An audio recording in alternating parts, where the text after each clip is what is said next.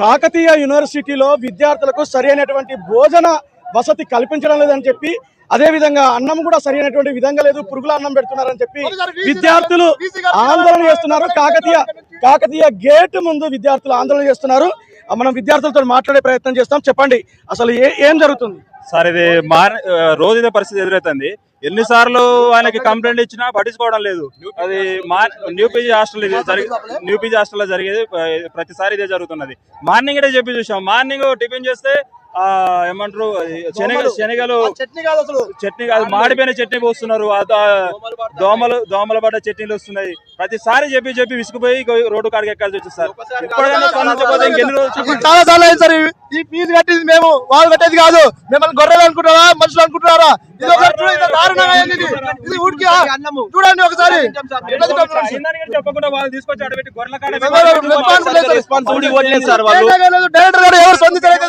ఇప్పటి వరకు మెనూ కూడా లేదు, ప్రాపర్ గా టిఫిన్ పెట్టట్లేదు, ప్రాపర్ గా కర్రీస్ పెట్టట్లేదు. అన్ని స్టూడెంట్స్ పట్టించుకుంటలేరు. కనీసం ఒక 5-6 రోజుల నుంచి కరెక్ట్ టిఫిన్ లేదు, ఫుడ్ లేదు, ఏం లేదు. చాలా మందిని ఇబ్బంది పెడుతున్నారు. ఎక్కడి నుంచి వచ్చిన వాళ్ళందరినీ స్పందించాలి, లేకుంటే మరో ఉద్యమానికి మేము తెరలేస్తాం. ఇది ఇప్పటికీ ప్రారంభించి దగ్గర 2 గంటలు అవుతుంది. ఇంతవరకు కానీ వీసీ కానీ రిజిస్టర్ కానీ ఎవరి వరకు ఇంతవరకు మా మొక్కలు చూసిందే లేదు. ఇలా జరుగుతుందని చెప్పేసి గత వారం నుంచి మేము చెప్తూనే ఉన్నాం. రోజుగా ప్రాబ్లమ్స్ వెలువడుతూనే ఉన్నాయి, రోజుగా ప్రాబ్లమ్స్ అవుతుందని చెప్తానే ఉన్నాం. తెలంగాణకు కాకతీయ యూనివర్సిటీకి ఉద్యమాలు కొత్త కాదు. విద్యార్థులు ఏకమైతే కంపల్సరీ ఏదైనా సాధిస్తారు. మరి దీనికోసం వచ్చిన ఫండ్ అంతా ఎవరు తింటారు? విద్యార్థులు తింటున్నా, బీసీ తింటున్నా, డైరెక్టర్ తింటున్నా, రిజిస్ట్రేషన్ తింటున్నా, ఆగేది కాదు. ఈ ఫుడ్, ఈ నాసిరకం ఫుడ్ విద్యార్థి మేధస్సుకు ఎంతవరకు ఉపయోగపడుతుందో అధికారులు మాకు చెప్పాలి. రాష్ట్రంలో